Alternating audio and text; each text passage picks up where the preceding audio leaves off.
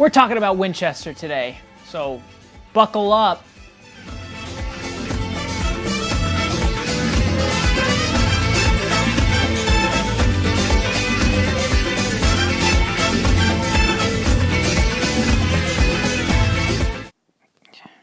I feel their presence in the air, in the walls. It has found us.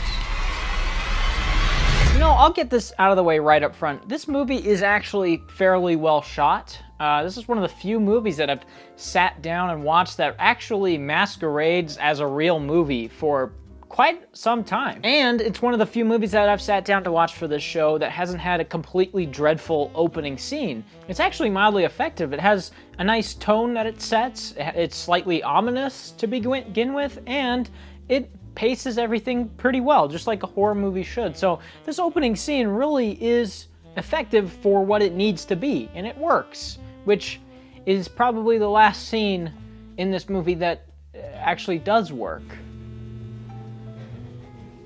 He is coming for us.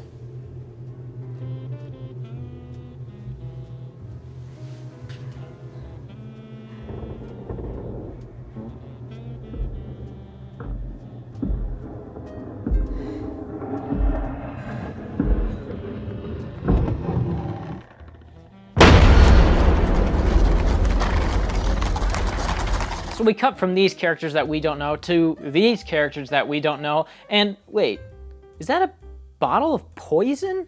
Is he drinking literal poison? I couldn't move. I started shaking. I was getting dizzy.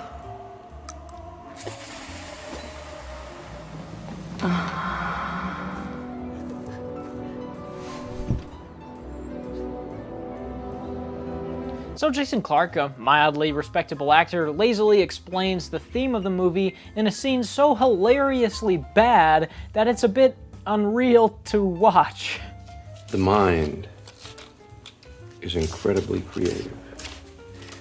It can make us see situations that appear completely real, but are in fact nothing more than illusions. Perceptions of truth. Did you do that?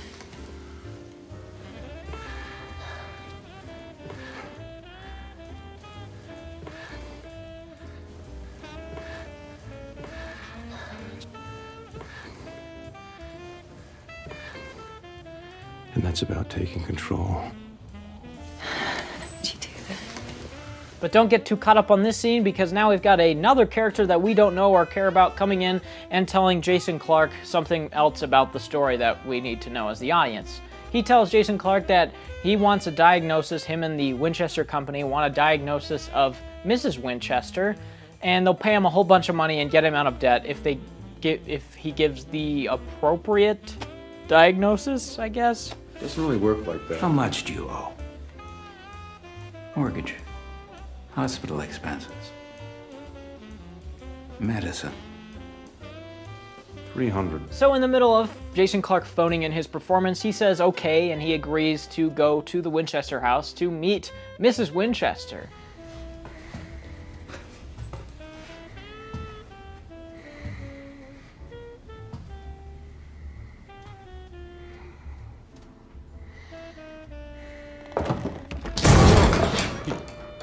Jesus. My apologies, sir. Why did the cleaning lady sit behind this wood paneling and not do anything until Jason Clarke got close? Was she waiting for him to get close so she could scare him? Why would the door open a little bit and not all the way? Why did she only push it a little bit? Why did he go up to it expecting something that wasn't a person? Why did they put in the horribly obnoxious music sting? What is this supposed to be? Is this supposed to be actually scary? Because, you know, we in the biz call this a false scare. A false scare is when somebody grabs somebody on the shoulder and a music sting happens. Or when a door slams a little bit loud and then it's a person saying, whoops, darn it, that was a little loud.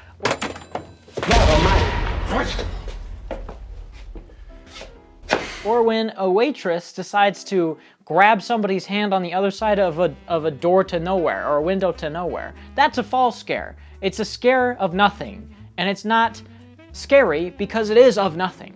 So why even put it in your horror movie? It just makes people pissed off, like me. And I'm like, what was the point of that? Like, come on.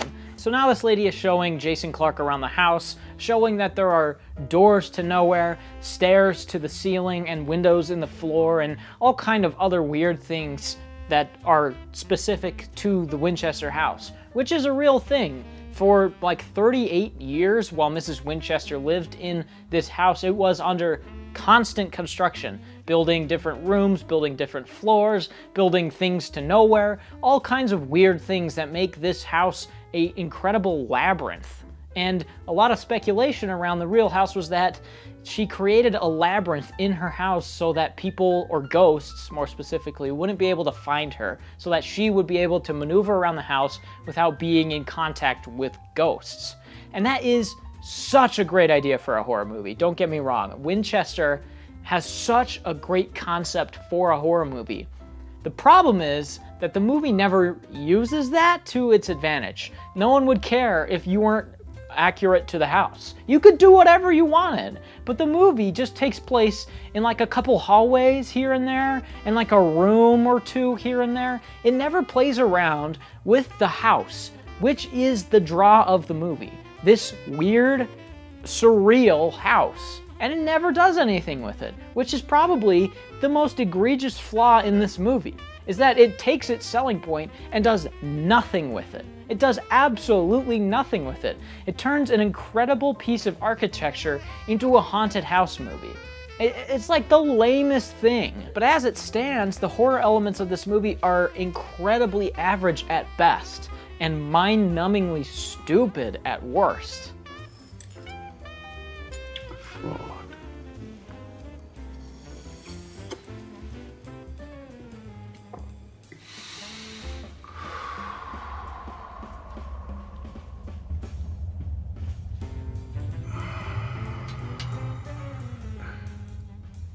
You're a phony. Hmm? Oh, that feels good.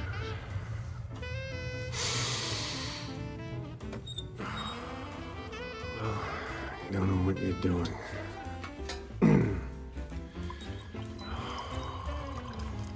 You don't know what you're doing. Oh, yeah. You prove nothing.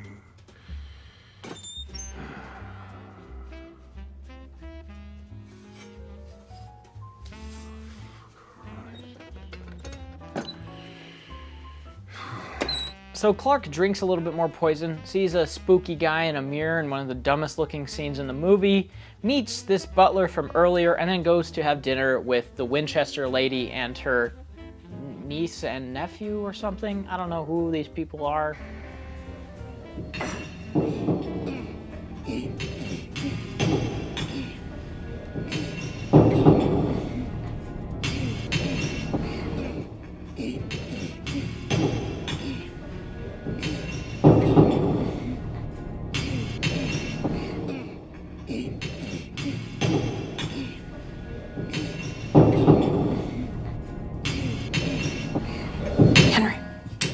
I understand the Winchester is still considered the superior rifle on the market, ma'am. Superior? Superior at what? Accuracy, range, stopping power. Killing. Indiscriminate killing. Oh boy, did this just become an anti-gun movie? Well, this is ought to piss off half of everyone watching. So that's great. Good job, movie, you did it. You pissed off half your audience without even trying. Ooh, look, a finger's coming out of that little communication device thing. Oh, we didn't even notice it. What was the point of that? Why would I be scared of a finger coming out of a wall that isn't even affecting the main character of a movie? Isn't horror supposed to be where the main characters are in some kind of dire circumstance or in some horrifying circumstance? Why is it only effective to the audience? Why have a scare in your movie where it doesn't affect the characters in any way at all? You could cut this out of the movie and it wouldn't change in any way, shape, or form. Watch, I'll do it right now. See, this is before.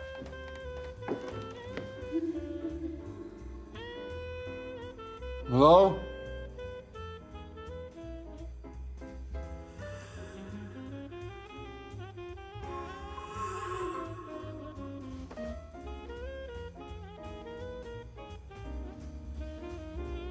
Hello?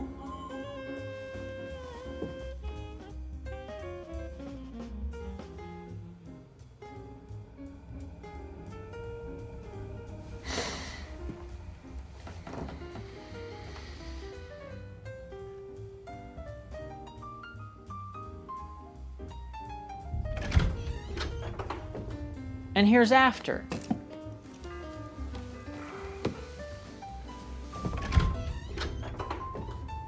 Like, nothing changes. It is completely worthless. Why even put it in your movie? It is literally worthless.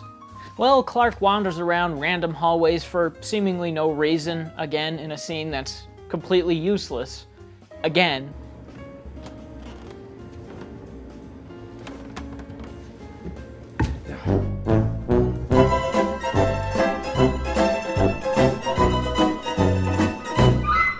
And then he sees some kind of ghouls and ghosts in the staircase, and then the scene just ends.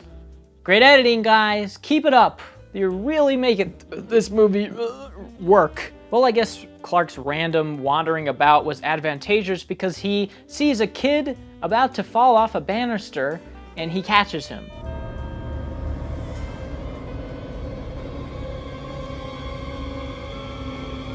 Hey. Hey! Oh, hey! Move out! Move out! Move out! Even though there's just workers everywhere, how did nobody see this kid wander onto this thing and then fall off? How did nobody see him except the one person that wasn't supposed to be there? Oh, and now everyone's just there all of a sudden. I thought everyone was asleep. Where did they all come from? How did they know that the kid got saved by Jason Clarke? How do they know what happened? Nobody said anything. Alarm didn't go off. A bell didn't ring. They just showed up. What is going on? So now in their first little assessment, diagnosis meeting or whatever, Helen Mirren, as Miss Winchester, says that she needs to take Jason Clarke's poison from him. And, he's doing the magic thing again. What is the point of this magic trick? Is he an amateur magician? What is going on in this movie, man? I don't get this movie at all. But anyway, Helen Mirren takes away Jason Clarke's poison and locks him in a room because he needs to be clear-headed for some reason. Like, he was gonna see ghosts better if he's not drinking poison. I don't get it. Like, this whole drugged up angle could be interesting, again, in the hands of a different filmmaker. Like, if the character is willingly ingesting something to fog his brain or tweak his brain, it could be interesting to kind of play that up, where he doesn't know what's real or not. But a lot of times it just comes down to things happening and him saying, it's not real, it's not real, it's just the drugs, it's not real. But then it's like, it clearly was. I mean, he sees a bunch of ghosts and then tells himself that it's not real, but then those same ghosts just come back later. So it clearly just was real. So this angle of he's drugged up and doesn't know what's real or not, it's just a complete fabrication of the movie for some reason. So they lock Clarke in this room with a window and easy access to the roof, so he just escapes in like 2 seconds. Great plan. So now we learn that Mrs. Winchester uses ghost feelings to draw the rooms that they died in, and if they don't want to pass on or have unfinished business, then she just locks them in their room. And if they do pass on, then they just demolish the room. They want me to reconstruct the rooms that they died in. Then they can enter our world. But I mean, like, there's hundreds upon hundreds and hundreds and hundreds and thousands of people that died because of the Winchester rifle. And if all of them are coming to this house to find some peace or something, why wouldn't the house be like 1,000 stories tall with rooms and only rooms? Why would Mrs. Winchester build a house like a labyrinth with this logic in mind? Why wouldn't she just build a like skyscraper full of just rooms, like elevators that go to a story with like 15 rooms on it, and then that's it? Why would she build a house with a staircase leading to floorboards or a door entering into nowhere? Why would she build her house like this if she can just lock ghosts in a room? There's literally no point to her building a weird house.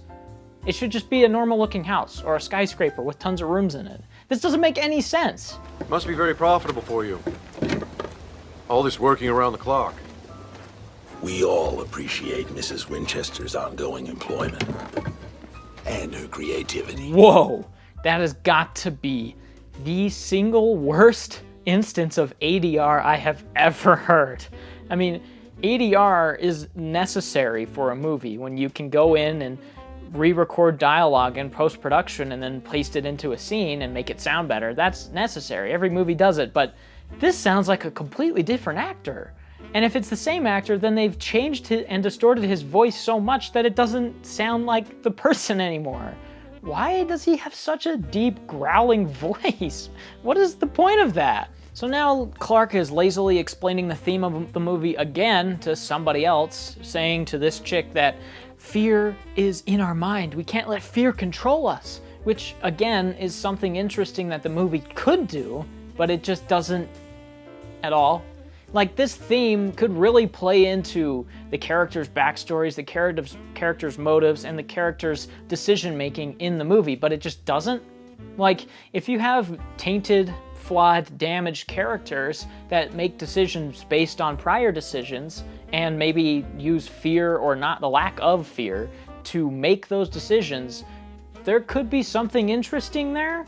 You could make something interesting out of that, but the movie just doesn't. The movie just doesn't even do anything with it. Why even have this theme if it doesn't serve any purpose? It doesn't relate to the story at all, and it doesn't relate to the characters at all. So why even put it in? So now they build up this new room, and in it are a whole bunch of different Winchester rifles, and this little kid gets possessed again and tries to shoot Winchester lady. And it's hilarious, and this kid's like the worst actor ever. Henry.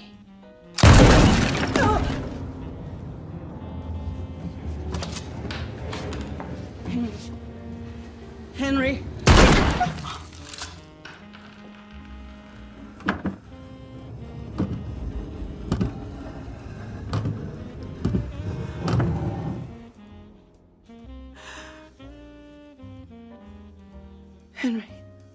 Henry, it's me.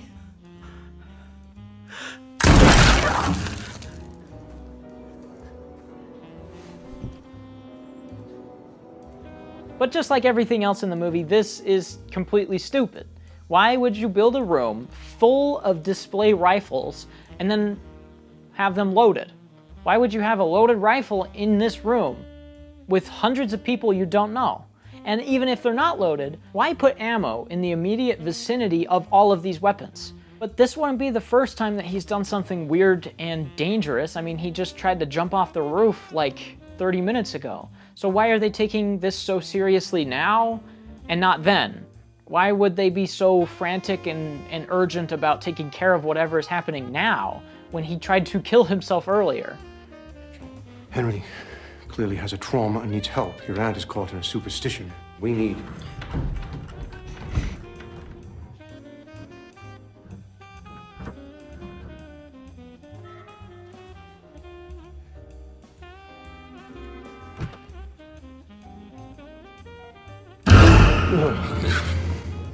Hooks. So they lock this kid and her mom and Jason Clarke in this room and seal it with 13 nails to seal the ghost in or something. But they don't, because this wardrobe has a secret passage in it and there's windows in there. So what's the point of locking it if you have easy access to being outside of the room? So now we finally learn who is terrorizing this family, and it's the butler guy from earlier. Yeah, the butler did it joke, easy joke, whatever, let's move on. So I guess there was some brothers that got killed in the Civil War by some Winchester rifles. So one of the brothers took a Winchester rifle, to the Winchester main office and killed all the Winchester employees with a Winchester rifle, then locked himself in the Winchester main office and waited for cops to kick the door in and absolutely annihilate him with their Winchester rifles. So the room that they built with all the display Winchester is the same room that guy, the ghost, the demon ghost, died in. And this is stupid.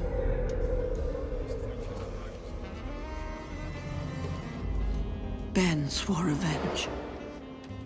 To him, the people who created the weapon that killed his brothers were as guilty as those who pulled the trigger.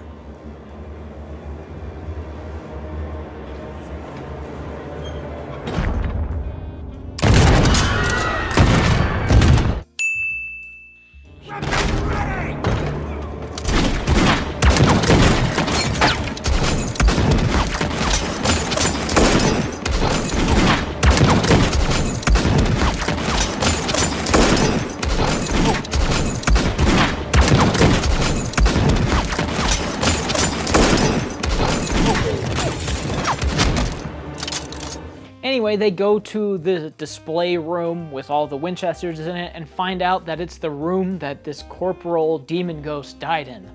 But we knew that.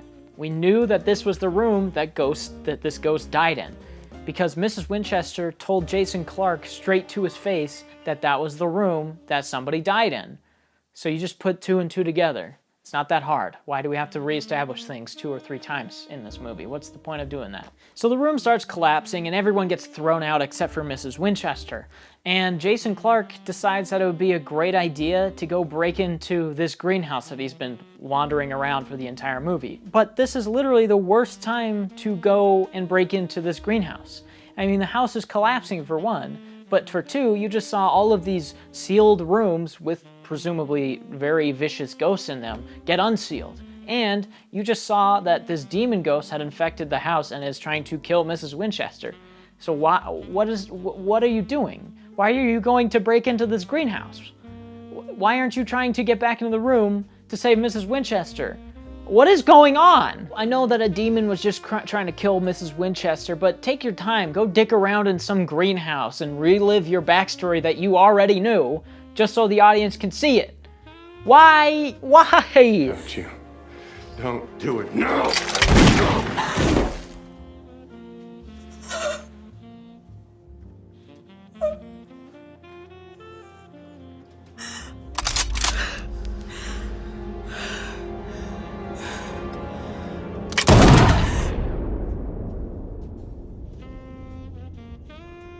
We don't need everything explained to us, movie.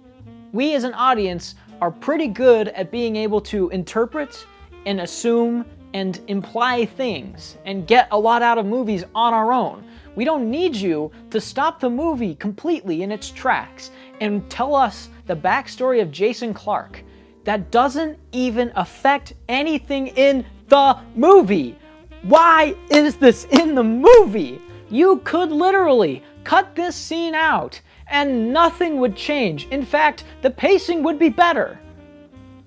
So why is it in there? Why? Why is Jason Clarke, the person that already lived this moment, just reliving the moment?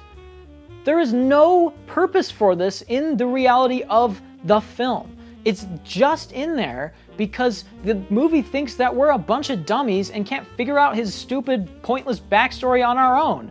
Gosh, this movie is so bad. But now all of the ghosts that I presume were trapped in these rooms show up in the greenhouse and don't do anything? I thought they were like ghosts with unfinished business, or were like demon ghosts. Why are they just standing around? Why is that one helping him? I thought we were supposed to be scared of these guys. Why are they helping? This is not scary.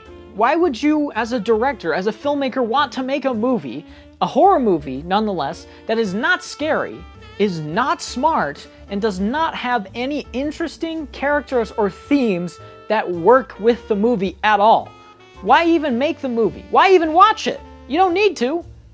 But meanwhile, while all of this stupid nonsense was happening, apparently Mrs. Winchester was just sitting in this room with the demon ghost all by herself, and the demon ghost did nothing until Jason Clarke came in. You had a prime opportunity to kill her. You could take any one of the hundreds of guns in this room and just shoot her, or just strangle her, or whatever. You're doing both of those things when Jason Clarke comes in. Why didn't you do that while he was gone? You are the only person that the ghost apparently is scared of. So why... Ugh. It's not the gun. He's afraid of something else.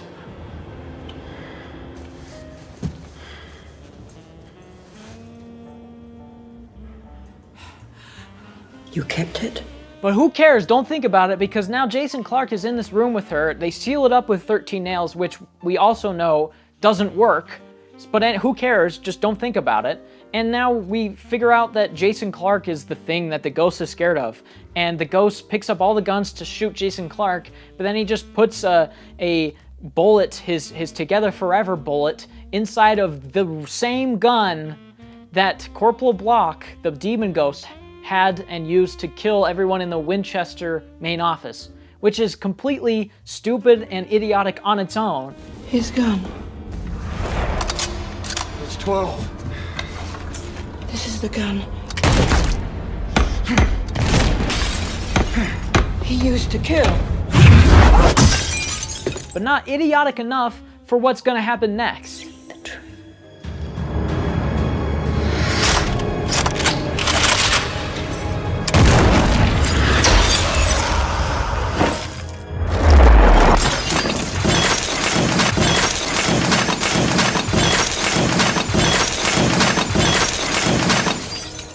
How did a ghost get shot by a bullet? I thought the point of being a ghost was that you were dead, and that you could just do whatever you wanted to the real world and nothing could affect you. How can you get killed by a bullet? What is going on in this movie? I'm gonna lose my mind. But again, don't think about it, because he shot him with a love bullet, so it doesn't matter. It does kill him for some reason. Just don't think about it. The movie's over now. Goodbye.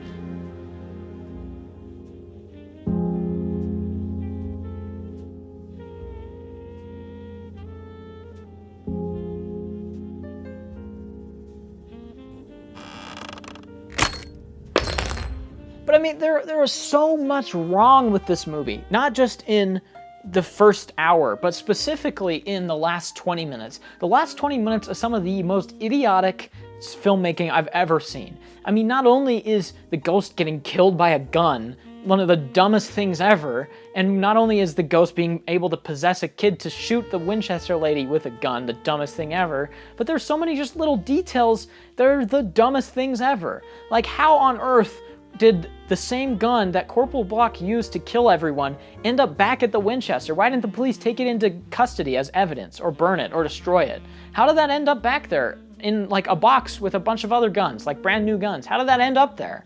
How did Jason Clarke refurbish his bullet, the same bullet that his wife used to kill him? Why did he do that?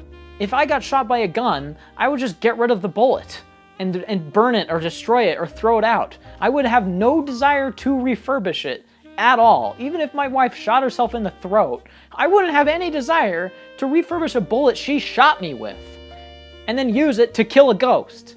Like, that's the dumbest thing. It's pretty convenient for the movie though, because if he didn't have that stupid love bullet, then the movie would just end with the ghost killing everybody. Like, this is the dumbest movie. I cannot overstate how stupid every little thing in this movie is. I mean, it just, every detail is just so dumb. Like, him drinking poison? Why? Have him drink anything else than a bottle that's literally labeled poison. Like, come on, how is anyone supposed to take that seriously? I mean, it's not just that everything in this movie is dumb and doesn't work. It's everything in the movie is just wrong. The characters are uninteresting. It's so try-hard. It tries so hard to be smart, and it just isn't. And the movie has this great concept of the Winchester home to bank its horror on, and then it just doesn't use it. Like, everything that this movie tries to do, it just, like, lazily meanders out, or it just doesn't try. It's just like, we'll put this in and maybe some guy will like it. I don't know, who cares? Like, the movie is so bad. It's so unbelievably bad. With all the talent in front of and behind the camera, they made a movie so incomprehensibly stupid that it's hard to wrap my brain around, really. Like, I just can't stand it. I think this is one of those movies that should just be lost to time. I think it already has been, but it's so bad. It's so bad. Don't watch this movie. I don't know why I'm reviewing this movie. It's like the worst thing, man. I'm done. I don't want to talk about it anymore. See you later.